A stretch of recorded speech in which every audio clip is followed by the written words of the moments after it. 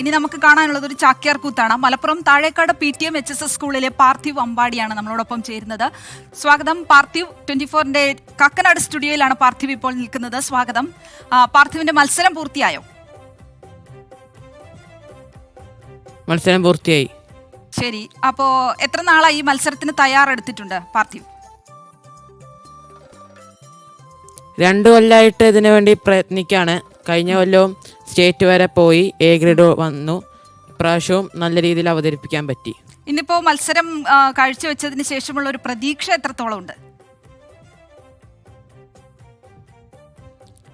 പ്രതീക്ഷ എൻ്റെ കഴിവിൻ്റെ പരമാവധി ഞാൻ ശ്രമിച്ചിട്ടുണ്ട്. ശരി, അപ്പോ നമുക്ക് വേണ്ടിയിട്ട് ഈ ഒരു ചാക്യാർ കൂത്ത് നമുക്ക് വേണ്ടി ഒന്ന് അവതരിപ്പിക്കാമോ പാർത്ഥിവ്?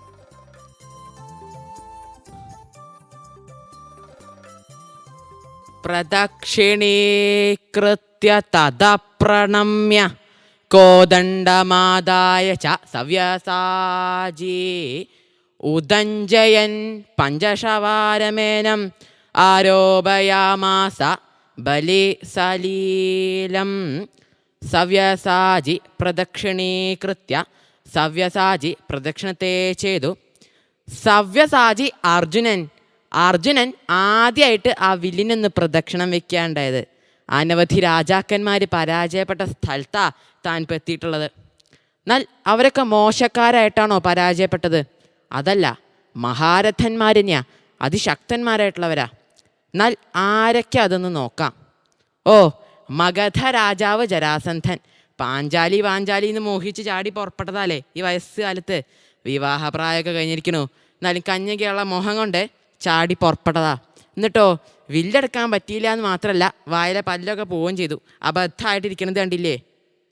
അതാരായിരിക്കണത്? ചേതി രാജാവ് ശിശുപാലൻ, മഹാകേമന.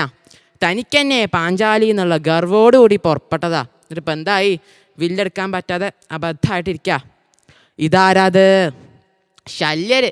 കണ്ടാൽ തന്നെ അറിയാമല്ലോ ശല്യാണെന്ന്. മറ്റുള്ളവർക്ക് കൂടി ശല്യായി എന്നല്ലാതെ അദ്ദേഹത്തിനും മത്സരത്തിന് ജയിക്കാൻ സാധിക്കണ്ടായില്ല. ഓഹോ, മഹാകേമന്മാരായിട്ടുള്ള രാജാക്കന്മാർ ഇവിടെ ഉണ്ടല്ലേ. ഇതാരായിരിക്കണത്? കൗരവ ചക്രവർത്തി ദുര്യോധനൻ. ഇദ്ദേഹത്തിന്റെ കാര്യം കുറേ കൂടി കഷ്ടാ. എന്താ, തനിക്ക് പകരം തന്റെ സുഹൃത്തായിട്ടുള്ള പാർത്ഥിവ്, നമുക്ക് സമയക്കുറവുള്ളത് കൊണ്ടാണ് ഞാൻ ഇടപെടുന്നത്. വളരെ നന്നായിരുന്നു. അപ്പോൾ മികച്ച ഒരു മത്സര വിജയം നേടാൻ കഴിയട്ടെ എന്ന് ആശംസിക്കുകയാണ്.